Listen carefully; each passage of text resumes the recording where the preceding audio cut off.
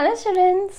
तो last videos में हम कवर कर चुके हैं कार्बन, उसकी कुछ unique properties and allotropes of carbon. आज के वीडियो लेक्चर में हम बात करेंगे हाइड्रोकार्बन्स के बारे में कि हाइड्रोकार्बन्स क्या होते हैं और किस तरह के होते हैं, राइट। तो चलिए स्टार्ट करते हैं टॉपिक हाइड्रोकार्बन्स। सो क्या है ये हाइड्रोकार्बन्स? हाइड्रोकार्बन्स बेसिकली ऐसे कंपाउंड्स होते हैं जिनमें कार्बन एंड हाइड्रोजन दोनों ही एलिमेंट्स इन्वॉल्व रहते हैं। जैसे कि मैं कहूँ मीथेन CH4, ये एक कार्बन कंपाउंड है। कैसे? इसमें कार्बन भी है और इसमें हाइड्रोजन भी है। सो ऐसे ऑर्गेनिक कंपाउंड्स जिनमें कार्बन एंड हाइड्रोजन हो उन्हें हम क्या कह देते हैं? Hydrocarbons, right? So hydrocarbons are basically the organic compounds which contain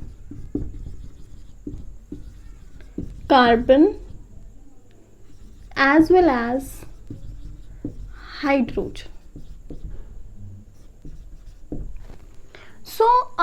हम आज के इस वीडियो लेक्चर में इनकी क्लासिफिकेशंस को भी देखेंगे। तो किस तरह से हम क्लासिफाई कर सकते हैं हाइड्रोकार्बन्स को। क्लासिफिकेशन में सबसे पहले हम देखेंगे, we will just classify them. Classification इनकी हम स्टडी करेंगे। सबसे पहले हम देखेंगे इनकी classification on the basis of type of bond present in carbon atoms, कि कार्बन एटम्स में किस तरह की बॉन्ड्स प्रेजेंट हैं, उस बेसिस पे हम हाइड्रोकार्बन्स को दो कैटेगरीज में डिवाइड कर सकते हैं। क्या है ये कैटेगरी हमारे पास? एक तो है हमारे पास रहते हैं saturated hydrocarbons, and then we have unsaturated hydrocarbons। ऐसे हाइड्रोकार्बन्स जो कि सैचुरेटेड हैं, वैसे जिनमें अनसैचुरेशन है। अब यहाँ क्या मीनिंग है? हम कब कहते हैं कि हाइड्रोकार्बन्स सैचुरेटेड होंगे या फिर अनसैचुरेटेड होंगे? देखिए, हमने ये चीज़ स्टडी की है कि जो कार्बन है, कार्बन दूसरे कार्बन के साथ सिंगल बॉन्ड भी बना सकता है, डबल बॉन्ड भी बना सकता है एंड ट्रिपल बॉन्ड भी बना सकता है। ये एबिलिटी है कार्बन की। कार्बन की क्या एबिलिटी है? दैट कार्बन दूसरे कार्बन के साथ सिंगल बॉन्ड भी बना सकता है, कार्बन दूसरे कार्बन के साथ डबल बॉन्ड भी बना सकता है एंड कार्बन दूसरे कार्बन के साथ ट्रिपल बॉन्ड भी बना सकता है। ये चीज़ हमेशा याद रखें that carbon can make single bond with other carbon and it can also make double and triple bond. तो अभी हमें याद क्या रखना है कि ऐसे कार्बन, ऐसे हाइड्रोकार्बन्स जिनमें कार्बन कार्बन सिंगल बॉन्ड हो, ऐसे hydrocarbons that contain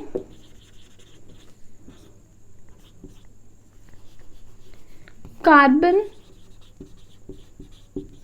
carbon single bond are called as saturated hydrocarbons, right? जैसे एक कार्बन दूसरा कार्बन, कार्बन की वैलेंसी कितनी है? 4। अब देखिए, कार्बन 1 2 3 4 वैलेंसी इज कंप्लीट। अब इस कार्बन की 1 2 3 एंड 4, और साथ में क्या रहेंगे यहाँ पे? हाइड्रोजन्स। वैलेंसीज अदर इनकी जो 1 वैलेंसी है, इन्हें कंप्लीट करने के लिए हाइड्रोजन्स। अब देखिए, एक कार्बन और दूसरे कार्बन में क्या है? Single bond. तो ऐसे हाइड्रोकार्बन को हम क्या कह देते हैं? Saturated hydrocarbon. यहाँ पे हाइड्रोजन भी हो सकता है, राइट? हाइड्रोजन है, यहाँ पे हाइड्रोजन है, कार्बन है, इसलिए ये हाइड्रोकार्बन है। राइट तो ये हमारे पास रहते हैं सैचुरेटेड हाइड्रोकार्बन्स जिनमें कार्बन कार्बन सिंगल बॉन्ड रहे। इसका नाम है ईथेन। इसका नाम है ईथेन। अब इसका नाम ईथेन क्यों है, ये हमारे यहाँ पे इस चैप्टर में एक पूरा नोमेनक्लेचर है कि अगर हमारे पास कोई हाइड्रोकार्बन है तो उसे हम किस तरह से नाम देते हैं, क्या उसका नाम रहता है। नेमिंग ऑफ हाइड्रोकार्बन एक कंप्लीट टॉपिक है इसी चैप्टर में, राइट। इसे हम हमारे नेक्स्ट वीडियो लेक्चर्स में डिटेल में डिस्कस करेंगे। फॉर नाउ आप याद रखिए कि ये क्या है, ईथेन। जनरली हम क्या कहते हैं, जनरली इन्हें कहा जाता है एल्केन्स। जनरली इन्हें क्या कहते हैं, एल्केन्स। एल्केन्स क्या है, सैचुरेटेड हाइड्रोकार्बन्स। अगर कार्बन कार्बन में सिर्फ और सिर्फ सिंगल बॉन्ड्स हैं, यही नहीं, आप देख लीजिए कि हमारे पास जितने मर्जी हाइड्रोकार्बन हो, मान लीजिए 4 हाइड्रोकार्बन हैं, चारों में एक दूसरे के साथ क्या बनी हुई है, सिंगल बॉन्ड। बाकी यहाँ पे वैलेंसीज कंप्लीट करने के लिए हाइड्रोजन्स हो सकते हैं, तो ये भी क्या है, अल्केन है। अगर कार्बन कार्बन में थ्रू आउट सिर्फ और सिर्फ सिंगल बॉन्ड्स हैं, तब हम उन्हें क्या कह देते हैं, saturated hydrocarbons. After that unsaturated hydrocarbons क्या है, अनसैचुरेटेड हाइड्रोकार्बन्स ऐसे हाइड्रोकार्बन्स हैं जिनमें कार्बन कार्बन डबल या फिर ट्रिपल बॉन्ड रहे। कहीं पे भी पूरे स्ट्रक्चर में अगर एक भी डबल बॉन्ड है तो वो भी अनसैचुरेटेड है। अगर पूरे स्ट्रक्चर में कहीं पे एक भी ट्रिपल बॉन्ड है तो वो भी अनसैचुरेटेड है। तो ऐसे हाइड्रोकार्बन्स जिनमें डबल या ट्रिपल बॉन्ड हो उसे हम क्या कह देते हैं, unsaturated hydrocarbon. So unsaturated hydrocarbons contain at least one, कम से कम एक तो चाहिए ही, एक डबल या ट्रिपल बॉन्ड जरूरी है। एटलीस्ट वन डबल और triple bond between carbon atoms, कि कार्बन एटम्स में एटलीस्ट एक या दो, मतलब एक तो चाहिए, एटलीस्ट एक डबल या ट्रिपल बॉन्ड हो। जैसे कि इफ आई से एक कार्बन दूसरा कार्बन, अब मान लीजिए तीसरा कार्बन भी है यहाँ पे हम इन्हें मार्क कर देते हैं C1 C2 C3, मतलब ये हमारे पास कार्बन 1 कार्बन 2 एंड कार्बन 3 इस तरह से, राइट। तो ये हमारे पास कार्बन 1 2 एंड 3 है। अब देखिए कार्बन 1 एंड कार्बन 2 में अगर सिंगल बॉन्ड है, बट कार्बन 2 एंड कार्बन 3 इनमें क्या आ गई, डबल बॉन्ड, ऐसे कंपाउंड को हम क्या कह देंगे, अनसैचुरेटेड। अब इनकी बाकी वैलेंसीज कैसे पूरी होंगी, देखिए 4 वैलेंसी बनानी है कार्बन ने, बस ये याद रखनी है, 4 से ज़्यादा ये वैलेंसी नहीं बनाएगा, ये अपनी बॉन्ड्स नहीं बनाएगा। कार्बन 1 एंड 2 में एक बॉन्ड, अब कार्बन 1 की 3 बॉन्ड्स रह गई, सो 3 और बॉन्ड्स ये बनाएगा किसी और एलिमेंट के साथ। अब कार्बन 2, देखिए कार्बन 2 ने कार्बन 1 के साथ एक बॉन्ड बना रखी है, लेकिन कार्बन 2 ने कार्बन 3 के साथ 2 बॉन्ड्स भी बना रखी हैं। तो कार्बन 2 की कितनी बॉन्ड्स हो गई, 1 2 3। अब किसी और एलिमेंट के साथ इसे सिर्फ और सिर्फ एक बॉन्ड बनाने की ज़रूरत है। तो ध्यान रखना है हमने कैसे, यहाँ पे बॉन्ड्स का भी बहुत ख्याल रखना पड़ता है। ये कार्बन कंपाउंड्स होते हैं ना, जब भी हम कार्बन कंपाउंड्स की बात करते हैं तो कार्बन की बॉन्ड्स का ज़रूर ध्यान रखना है। ये नहीं कि सभी साइड से बस आप हाइड्रोजन लगाते जाए, नहीं, गिन कर लगाने हैं। अब देखिए कार्बन 3 है, कार्बन 3 ने कार्बन 2 के साथ सिर्फ 2 बॉन्ड्स बनाई हुई हैं, 4 बॉन्ड्स इसने बनानी है, 2 बॉन्ड्स बनी हुई हैं, तो 2 बॉन्ड्स ये और बना लेगा। इस तरह से अगर मैं कहूँ कार्बन कार्बन कार्बन कार्बन, अब ये इन्हें भी कह देते हैं carbon 1 carbon 2 carbon 3 carbon 4। Carbon 1 and 2 में सिंगल बॉन्ड, 2 एंड 3 में ट्रिपल बॉन्ड, 3 एंड 4 में सिंगल बॉन्ड, राइट। अब देखिए पूरे जितनी भी चेन है उसमें कहीं पे एक जगह पे ट्रिपल बॉन्ड आ गई ना, तो ये भी किस कैटेगरी में आ जाएगा, अनसैचुरेटेड हाइड्रोकार्बन में। हम देखिए बॉन्डिंग कैसे होगी, कार्बन 1 सिर्फ एक बॉन्ड बनी हुई है, 3 बॉन्ड्स और बनाएगा। कार्बन 2 देखिए, कार्बन 2 ने कार्बन 3 के साथ 3 बॉन्ड्स बना रखी हैं, कार्बन 2 ने कार्बन 1 के साथ 1 बॉन्ड बना रखी है, 2 की तो 4 बॉन्ड्स कंप्लीट हो गई। मतलब अब ये किसी और एलिमेंट के साथ कंबाइन नहीं करेगा, इसकी यहाँ पे बॉन्डिंग कंप्लीट है, वैलेंसी पूरी है। इसी तरह से कार्बन 3 देखिए, 2 के साथ 3 बॉन्ड्स, कार्बन 4 के साथ 1 बॉन्ड, कार्बन 3 ने भी अपनी चारों बॉन्ड्स बना रखी हैं, ये भी किसी और के साथ कंबाइन नहीं करेगा। अब कार्बन 4 ने 3 के साथ सिर्फ 1 बॉन्ड बनाई है, इसलिए ये 3 बॉन्ड्स और बनाएगा, राइट। अब ये चीज़ याद रखनी है आपने, राइट। अब देखिए कि जो सैचुरेटेड हाइड्रोकार्बन्स हैं, सैचुरेटेड हाइड्रोकार्बन्स को हम जनरली क्या कहते हैं, एल्केन्स। अब आप क्या याद रखेंगे, ऐसे हाइड्रोकार्बन्स, ऐसे अनसैचुरेटेड जिनमें कार्बन कार्बन डबल बॉन्ड हो,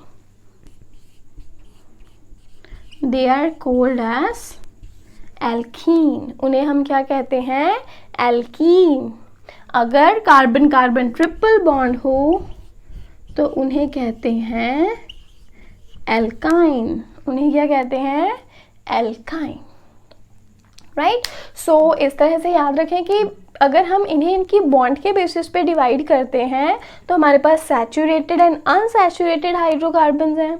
सैचुरेटेड में कार्बन कार्बन सिंगल बॉन्ड रहती हैं थ्रू आउट, इन्हें कहते हैं एल्केन्स।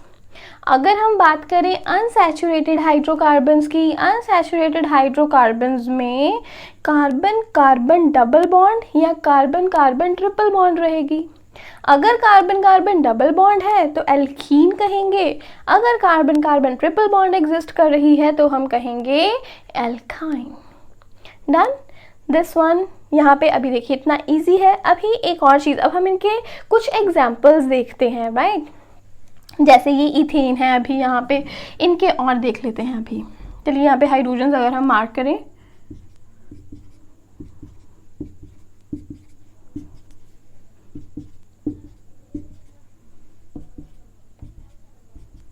अब एक चीज हम ऑब्जर्व करेंगे यहाँ पे, देखिए क्या, यहाँ पे हम बात कर रहे हैं एल्कीन की, राइट। अब देखिए यहाँ पे 2 कार्बन हैं, हम सिंपली देखते हैं कि इनके किस तरह के कार्बन एंड हाइड्रोजन में किस तरह का रिलेशन रहता है। देखिए कार्बन कितने हैं यहाँ पे, 1 2, कार्बन आर 2। उसके बाद इसमें हाइड्रोजन है, यस कितने हाइड्रोजन है, 1 2 3 4 5 6, हाइड्रोजन कितने हैं, 6, राइट। अब हाइड्रोजन इसमें 6 हैं। एक चीज़, अब हम इसे किस तरह से, अगर हमें इसकी एक जनरल फॉर्म लिखनी हो, जनरल फॉर्म क्या है यहाँ पे, जनरल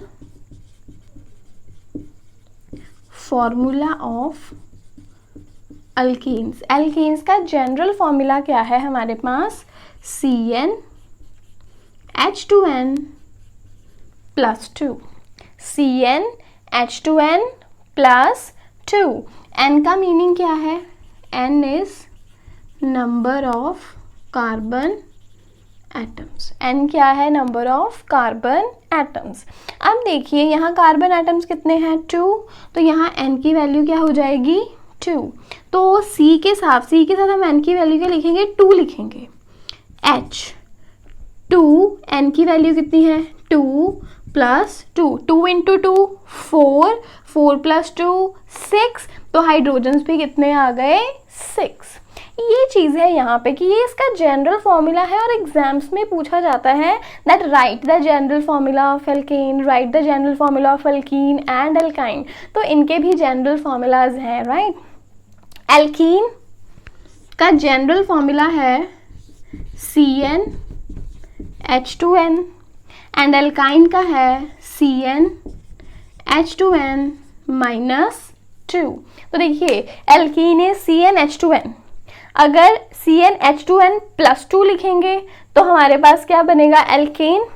अगर CnH2n-2 लिखेंगे तो हमारे पास क्या बन जाता है, एल्काइन। ये इनके जनरल फॉर्मूलाज हैं और ये एग्जाम में डेफिनेटली पूछे जाते हैं दैट आप जनरल फॉर्मूला बताइए एल्कीन का, फिर एल्कीन का पूछ लेते हैं, एल्काइन का। अब हम इसे और ज़्यादा थोड़ा सॉलिडिफाई कर लेते हैं कि किस तरह से ये फॉर्मूले वर्क करते हैं, राइट। सो सबसे पहले यहाँ स्टॉप करके वीडियो को पॉज करके आप इतना नोट कर ले, यस डन।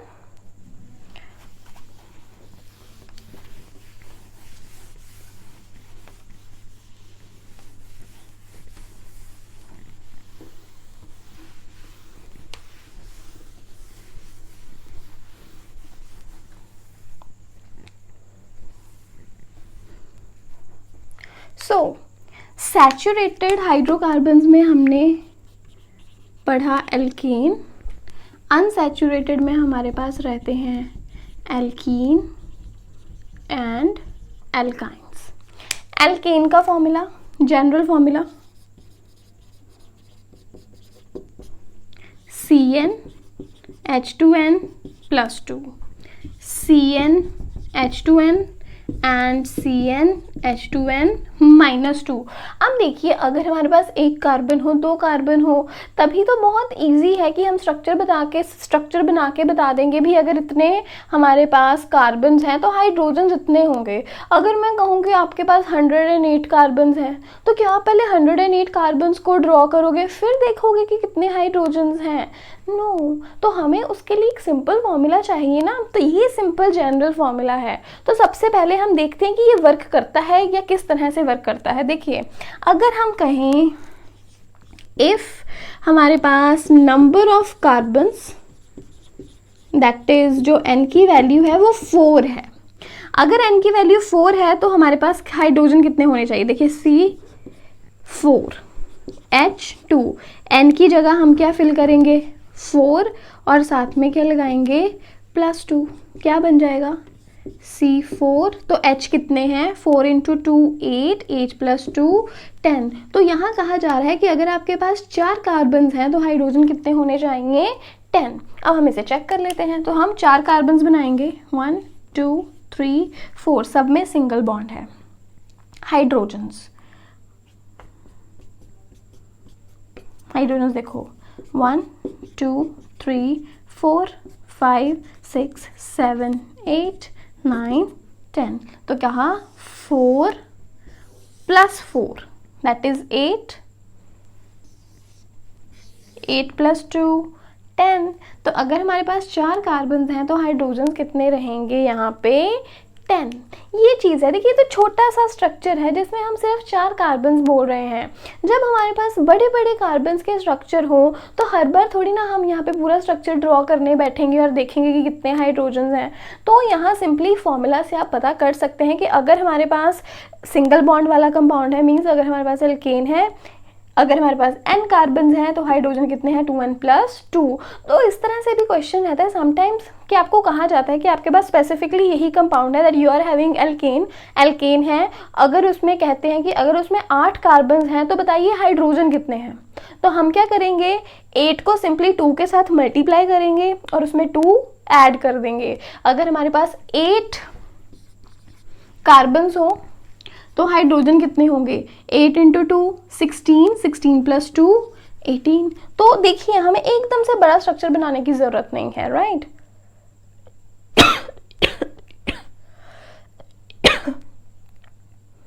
अब नेक्स्ट देखिए, इसी तरह से अनसैचुरेटेड हाइड्रोकार्बन्स हैं। हम कह रहे हैं CnH2n कि जितने कार्बन्स हैं, कार्बन के डबल क्या है यहाँ पे? हाइड्रोजन्स। लाइक इफ आई से आई एम हैविंग 3 कार्बन्स, अगर मेरे पास 3 कार्बन्स हैं तो हाइड्रोजन कितने होने चाहिए? 2 × 3 दैट इज 6, राइट। तो ड्रॉ करके देख लेते हैं। 1 2 3, 3 कार्बन्स लगा दिए, यस। अभी एल्कीन है तो एक जगह पे डबल बॉन्ड तो आएगी ही। 1 2 3 4 5 एंड 6। तो हमारे पास हाइड्रोजन कितने हैं? 6। इसी तरह से कोई भी हो, अगर मैं कहूँ कि अगर मेरे पास 9 कार्बन्स हैं तो हाइड्रोजन कितने होंगे? 9 इंटू 2 18। अगर मेरे पास 20 कार्बन्स हैं तो हाइड्रोजन कितने होंगे? 40 कार्बन्स हैं तो हाइड्रोजन कितने होंगे? 80। तो simply we just need to double the value को डबल करेंगे, जितने कार्बन्स हैं उसके डबल हाइड्रोजन्स। तो ये यहाँ पे फायदा है, इसका एक बेनिफिट है जनरल फॉर्मूला पता होने का, कि हर बार हमें स्ट्रक्चर बना के हाइड्रोजन्स काउंट करने की जरूरत नहीं है। नेक्स्ट एल्काइंस कहता है जितने भी कार्बन्स हैं आपके पास उसका डबल कीजिए, डबल करके उसमें से 2 सब्ट्रैक्ट कर दीजिए, राइट। अभी अगर हम कहें कि सेम ये अगर हमारे पास 3 कार्बन है तो हाइड्रोजन कितने होंगे? 2 into 3 minus 2 C3H, 3 into 2 6 minus 2 4। की अगर आपके पास 3 कार्बन है एल्काइन में तो हाइड्रोजन कितने होंगे? 4। 1 2 3 ट्रिपल बॉन्ड 1 2 3 4। इसकी तो 4 बॉन्ड्स कंप्लीट है, 1 2 3 4 1 2 3। इसे एक बॉन्ड की जरूरत है, हाइड्रोजन 1 2 3 4। और यही तो हमने कहा कि इसमें कितने हाइड्रोजन होंगे? 4 हाइड्रोजन्स। तो ये है जनरल फॉर्मूला, हमेशा अपने माइंड में ज़रूर रखें और इसकी सिग्निफिकेंस आपको पता होनी चाहिए, राइट। तो अगर आपको कोई भी नंबर गिवन हो कार्बन का, आप उसके कंपैरिजन में हाइड्रोजन्स को फाइंड कर सकते हैं easily by using the formula, right. अब नेक्स्ट क्लासिफिकेशन है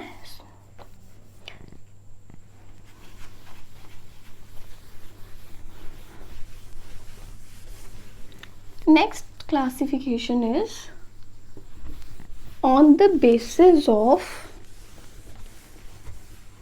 type of chain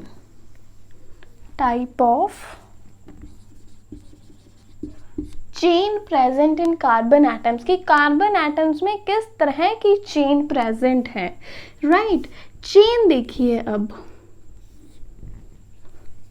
open chain भी हो सकती है, चेन ओपन भी हो सकती है, तो कंपाउंड हमारे पास आ सकते हैं ओपन चेन कंपाउंड्स,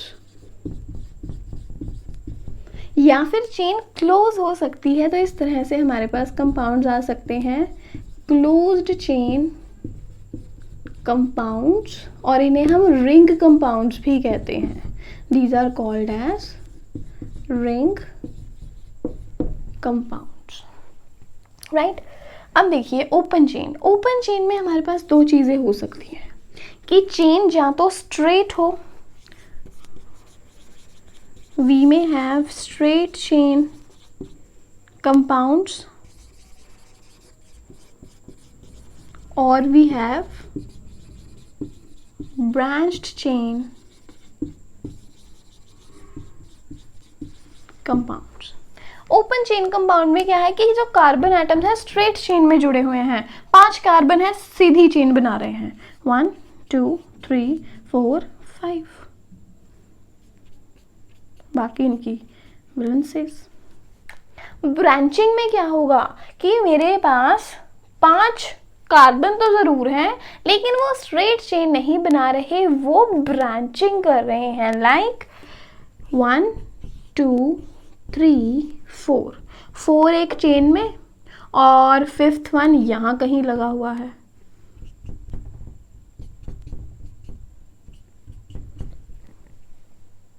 राइट। इसे ब्रांचिंग कहते हैं, लाइक। और व्हाट एल्स वी में हैव कि एक कार्बन सेंटर में है और 4 कार्बन उसे सराउंड कर रहे हैं और फर्दर ये अपनी अपनी चेनिंग कर रहे हैं।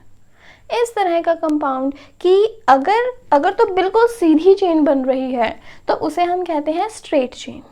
अगर ब्रांचिंग हो रही है, एक पर्टिकुलर नंबर ऑफ कार्बन्स एक सीधी लाइन में लगे हुए हैं, right, 4 carbon are in a row straight line में है, लेकिन एक कार्बन अलग ही लगा हुआ है, उसने अपनी ब्रांचिंग कर ली, अलग से ब्रांच बन गई ना, तो उसे हम कह देते हैं branch chain compounds. Ring compounds और द क्लोज चेन, इसमें क्या रहता है कि जो कार्बन्स हैं इसमें पहला कार्बन आखिर वाले कार्बन के साथ ज्वाइंट होगा। अगर देखिए हम इसे नंबर करें 1 2 3 4 5, 5 कार्बन हैं, लेकिन पहला कार्बन 5वें कार्बन से जुड़ा नहीं हुआ, तो इसलिए ये ओपन चेन है। यहाँ भी 1 2 3 4, 4 कार्बन हैं और ये 5वां कार्बन यहाँ लगा हुआ है, राइट। पहला कार्बन ना तो चौथे कार्बन से जुड़ रहा है, ये जुड़े नहीं हुए ना आपस में, तो मतलब ये सीधे हैं, खुली हुई चेन है, तो इसलिए इसे कहते हैं ओपन चेन। लेकिन अगर मैं कहूँ पहला कार्बन, दूसरा कार्बन, तीसरा कार्बन, चौथा कार्बन और 5वां कार्बन, फर्स्ट कार्बन दूसरे से जुड़ा है, then it's move third, fourth, fifth and fifth one is in turn connected with the first carbon, right? कि जो 5वां कार्बन है ये पहले कार्बन से जुड़ा हुआ है। अब इस टाइम में ये किस तरह का कंपाउंड हो गया? Close chain. इन्होंने एक पूरा स्ट्रक्चर बंद हो गया ना, पूरा स्ट्रक्चर बंद हो गया, एक रिंग बन गई है, closing of chain is there. तो इस तरह के कंपाउंड को हम क्या कह देते हैं? Close chain compound. अब देखिए कि यहाँ किस तरह है। अब देखिए कार्बन 1 है, 2 और 5 से जुड़ा हुआ है, 2 बॉन्ड इसकी पूरी हैं, तो ये 2 बॉन्ड्स और बनाएगा। इसी तरह से 2 बॉन्ड्स सभी जो एटम्स हैं फर्दर एंड फर्दर किसी और के साथ बनाएंगे, क्योंकि 2 बॉन्ड्स इनकी ऑलरेडी बनी हुई है, राइट। तो इस तरह से हम डिवाइड करते हैं कि हमारे पास जो हाइड्रोकार्बन्स हैं वो स्ट्रेट चेन भी हो सकते हैं, ब्रांच चेन भी हो सकते हैं, क्लोज चेन कह लीजिए, या फिर रिंग कंपाउंड्स भी हमारे पास हो सकते हैं जब इनकी चेन बंद हो जाती है। बस एक चीज़ याद रखें, अगर पहला कार्बन आखिर वाले कार्बन से जुड़ा हुआ है देन हम उसे कहते हैं क्लोज चेन या फिर रिंग कंपाउंड। अगर जो चेन है कार्बन चेन खुली हुई है, राइट, उस टाइम पे हम इसे क्या कहते हैं? We call it as the open chain compound. Open chain compound further categorized है यहाँ पे straight chain कि बिल्कुल सीधी चेन है, then the branch chain जिसमें कार्बन्स की ब्रांचिंग है। तो ये नाम अभी याद रखें कि हमारे पास straight, branch and close carbon compound है, close chain कंपाउंड है, तो उनका क्या मीनिंग है।